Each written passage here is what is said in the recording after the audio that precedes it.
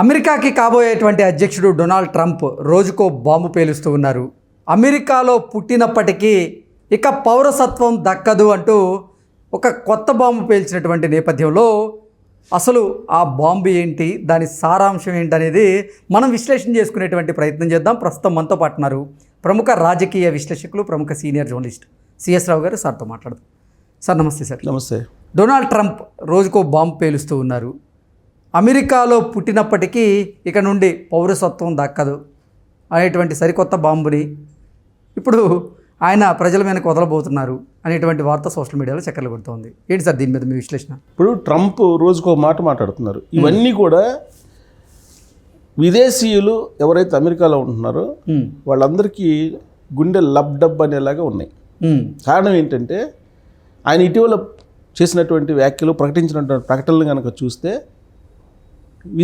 విదేశస్తులు ఎవరైతే అమెరికాలో ఉన్నారో, పోనీ అమెరికా ఇండియన్స్ ఎవరైతే ఉన్నారో వాళ్ళకి వ్యతిరేకంగా ఉన్నాయి. అంటే రాబోయేటువంటి రోజుల్లో ఏ విధమైనటువంటి పరిస్థితి అమెరికన్ ఇండియన్స్కి కానీ లేదా విదేశస్తులకు కానీ అమెరికాలో ఎలాంటి పరిస్థితి ఉంటుంది అనేది అర్థం పడుతుంది ఆయన వ్యాఖ్యలు. తాజాగా చేసినటువంటి వ్యాఖ్య ఏంటి, ఆయన అమెరికా గడ్డ మీద పుట్టినప్పటికీ ఇక పౌరసత్వం ఉండదు అనేది అఫీషియల్గా అనౌన్స్ చేశాడు. యాక్చువల్గా ఈ విషయాన్ని మనం ఇమ్మిగ్రేషన్ పాలసీకి సంబంధించి మాట్లాడుకునేటప్పుడు గతంలోనే మనం విశ్లేషణ చేసుకున్నాం. ఇమ్మిగ్రేషన్ విధానంలో మార్పులు తీసుకునే అవకాశం ఉంది, ఎలాంటి మార్పులు తీసుకొచ్చే అవకాశం ఉంది అనే దాని మీద విశ్లేషణ చేసుకున్నప్పుడు మనం ఏం చెప్పామంటే, అమెరికా గడ్డ మీద పుడితే పౌరసత్వం వస్తుందని చెప్పేసి చాలామంది ఇల్లీగల్గా అమెరికాలోకి ఎంటర్ అయిపోయి అక్కడ డెలివరీ అయ్యి అక్కడ పౌరసత్వాన్ని తీసుకుంటున్నారు పిల్లలకి అని చెప్పి మనం విశ్లేషణ చేసుకున్నాం. ఆ విషయం అమెరికా ప్రభుత్వానికి తెలుసు, అమెరికాలో ఉండేటువంటి ట్రంప్కు, కాబోయే ప్రెసిడెంట్ ట్రంప్కి కూడా తెలుసు.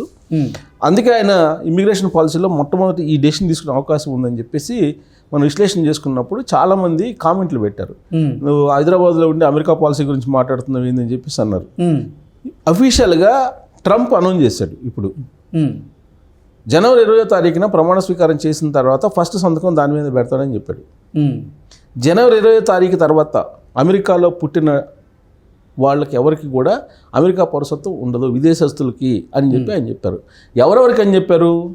H1B ఉన్నటువంటి వాళ్ళ పిల్లలకైనా ఉండదు, లేదా బిజినెస్ వీసా మీద ఉన్నటువంటి వాళ్ళకైనా ఉండదు. ఏ వీసా మీద అమెరికా గడ్డ మీద ఉన్నప్పటికీ, అమెరికాలో డెలివరీ అయినప్పటికీ పౌరసత్వం ఇవ్వము అని చెప్పి చెప్పేశాడు, క్లియర్గా చెప్పేశాడు. అంతకుముందు ఏం చెప్పారు? డ్రీమర్స్కి పౌరసత్వం పరిశీలిస్తున్నాము అని చెప్పాడు. డ్రీమర్స్ అంటే ఎవరు? అమెరికాలో ఉంటూ అక్రమంగా ఎంటర్ అయ్యి అమెరికాలో ఉంటున్నటువంటి వాళ్ళకి పుట్టినటువంటి సంతానం ఎవరైతే ఉన్నారో వాళ్ళ పౌరసత్వాన్ని రద్దు చేస్తానని చెప్పేసి ఆయన అప్పట్లో చెప్పారు. అయితే ఇప్పుడు తాజాగా ఏం చెప్పారు? పరిశీలిస్తాను అని చెప్తున్నారు. ఓకే. ఇప్పుడు మళ్ళీ లేటెస్ట్గా ఇంకో కామెంట్ ఏం చేశాడు ఆయన ఈ ఇమ్మిగ్రేషన్ పాలసీ మీద? ఇప్పుడు పుట్టినటువంటి గడ్డ మీద, అమెరికా గడ్డ మీద పుడితేనే పౌరసత్వం వస్తుందని చెప్పి ప్రపంచ దేశాల్లో ఉండేటువంటి అనేక మంది భావిస్తూ అమెరికాలోకి వలస వస్తూ ఉన్నారు, అనధికారికంగా, అనఫిషియల్గా, ఇల్లీగల్గా. సో కాబట్టి అలాంటి వెసులుబాటు నేను తీసేస్తున్నానని చెప్పి చెప్పాడు. యాక్చువల్గా ఆ విధంగా పోతున్నటువంటి వాళ్ళలో ఇండియన్స్ ఎక్కువ ఉన్నారు. ఆ విషయాన్ని అమెరికా ప్రభుత్వం ఎప్పుడో గమనించింది. ఇండియన్స్లో కూడా ఎక్కువ పంజాబీలు, గుజరాతీలు, వీళ్ళు ఎక్కువగా అక్కడికి ఇల్లీగల్గా వెళ్ళి ఎంటర్ అయ్యి అక్కడ డెలివరీ టైంకి అక్కడికి వెళ్ళిపోయి ఏ విజిటింగ్ వీసాతోటో లేకపోతే ఏ బిజినెస్ వీసాతోటో అక్కడికి వెళ్ళిపోయి అక్కడ డెలివరీ అవుతున్నారు. డెలివరీ అయిన తర్వాత డెలివరీ కాగానే అక్కడ సంతానానికి పౌరసత్వం వస్తుంది. ఆ పౌరసత్వాన్ని బేస్ చేసుకుని వీళ్ళు మళ్ళీ ఆడికి పర్మనెంట్గా ఉండిపోతున్నారు అమెరికాలో. సో ఈ సిస్టమ్ని కట్ చేయడానికి ట్రంప్ ఈ జనవరి 20వ తారీఖున సంతకం పెట్టబోతున్నారు. ఇంకొకటి ఏంటంటే అమెరికా ప్రభుత్వం గమనించింది ఏంటంటే, ఎక్కువగా పంజాబీస్, గుజరాతీ వాళ్ళు దొంగ పెళ్ళిళ్ళు చేసుకొని డిపెండెంట్స్ కింద చాలామందిని అక్కడ తీసుకెళ్తున్నారు. సపోజ్ ఒక పెళ్ళి అవుతుంది, ఆ పెళ్ళైన తర్వాత విడాకుల సర్టిఫికేటు ప్రొడ్యూస్ చేస్తున్నారు, ఇంకొకరిని పెళ్లి చేసుకుంటున్నారు, వాళ్ళని తీసుకెళ్ళిపోతున్నారు డిపెండెంట్స్గా అమెరికాకి. ఇలా ఒక్కొక్కరు 4-5 తీసుకెళ్ళినటువంటి సందర్భాలు కూడా ఉన్నాయనేది అమెరికా ప్రభుత్వం గమనించింది గతంలోనే. అమెరికా హోమ్ల్యాండ్ సెక్యూరిటీ వాళ్ళు కానీ అక్కడ ఉన్నటువంటి నిఘా వ్యవస్థలు కానీ గమనించినటువంటి ప్రధానమైనటువంటి అంశం ఇది. సో వీటన్నిటికీ అడ్డుకట్ట వేయడానికి ఇమిగ్రేషన్ పాలసీని టైట్ చేస్తున్నాడు ట్రంప్. దాంట్లో భాగంగా మొట్టమొదటిది అమెరికాలో పుట్టిన మీకు పౌరసత్వం ఉండదు జనవరి 20వ తారీఖు తర్వాత అనేది ఒకటి. అయితే డ్రీమర్స్ విషయంలో ఏం చేస్తారు అనేది ఇంకా తర్జన భర్జన పడుతూ ఉన్నారు. మూడోది ఏంటి, ఇప్పటి వరకు పుట్టినటువంటి వాళ్ళు ఎవరైతే ఉన్నారో వాళ్ళని ఏం చేస్తాడు. ఇప్పుడు H1B వీసా తోటి అమెరికాలో ఉద్యోగం చేస్తున్నటువంటి వాళ్ళు ఉన్నారు. వాళ్ళకు పుట్టినటువంటి సంతానం విషయంలో పౌరసత్వాన్ని ఏం చేస్తాడు. కట్ ఆఫ్ డేట్ జనవరి 20 పెడతారా, లేదంటే ఆయన చెప్పినట్టు 1847 ఏదో చట్టం, విదేశీ వలస వ్యతిరేక చట్టం ఏదో ఉంది, దాన్ని ఇంప్లిమెంట్ చేస్తాడా.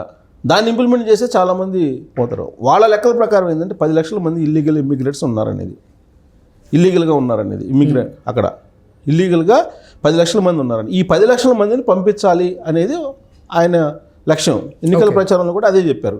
ఈ 10 లక్షలు కాకుండా ఇంకా ఎక్కువే ఉన్నారనేది ఇప్పుడు ట్రంప్ టీం అంచనా వేస్తుంది.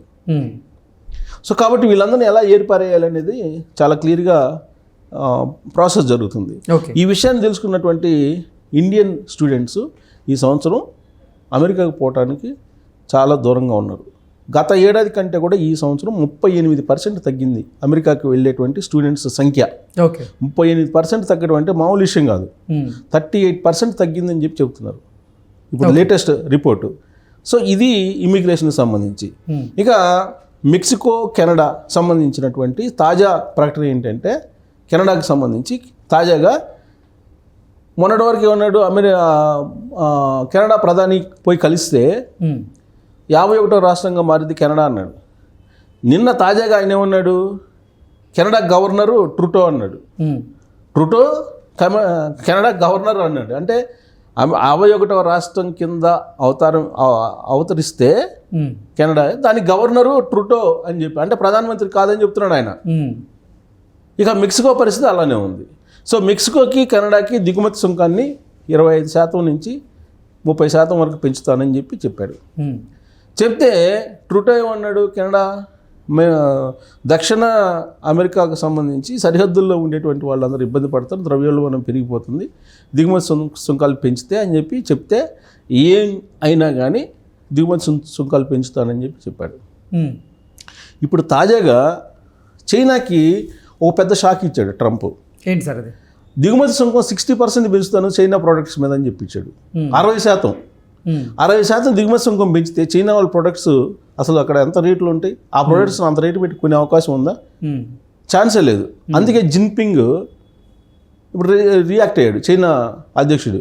ఏమన్నాడు, వాణిజ్య యుద్ధంలో గెలుపు ఓటములు అనేది ఉండవు, ఎవరు గెలుస్తారో ఎవరు ఓడిపోతారో తెలియదు అని చెప్పి ఆయన ఏదో ఒక స్లోగన్ ఇచ్చాడు. సో వాణిజ్య యుద్ధం సిద్ధమైంది ఇప్పుడు. సో వాణిజ్య యుద్ధంలో గెలుపోవటంలో అనేది ఉండవు అని చెప్పి ఆయన అన్నాడంటే ట్రంప్కి చురకలు వేశాడు. కానీ ట్రంప్ మాత్రం 60% దిగుమతి సుంకం చైనా వాళ్ళ మీద పెంచుతానని చెప్పి చెప్పాడనంటే, first target China, second target Canada, third target Mexico, ఆ తర్వాత ఇల్లీగల్ ఇమ్మిగ్రెంట్స్. ఇది ట్రంప్ యొక్క టీం తయారు చేసినటువంటి బ్లూ ప్రింట్. ఇది జనవరి 20వ తారీఖు నుంచి ఇంప్లిమెంట్ కాబోతుంది. దాంతో అమెరికన్ ఇండియన్స్లో ఒక ఆందోళన సహజంగా మొదలవుతుంది, మొదలైంది. Okay sir, thank you so much. Thank you.